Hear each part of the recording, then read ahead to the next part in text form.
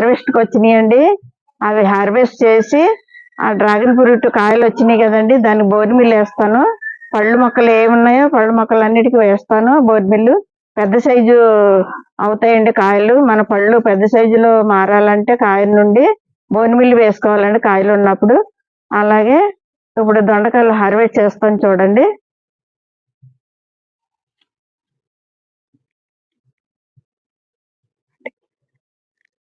అటే ఇవ్వండి దొండకాయలు ఎంత బాగా వచ్చినాయో చూసారా.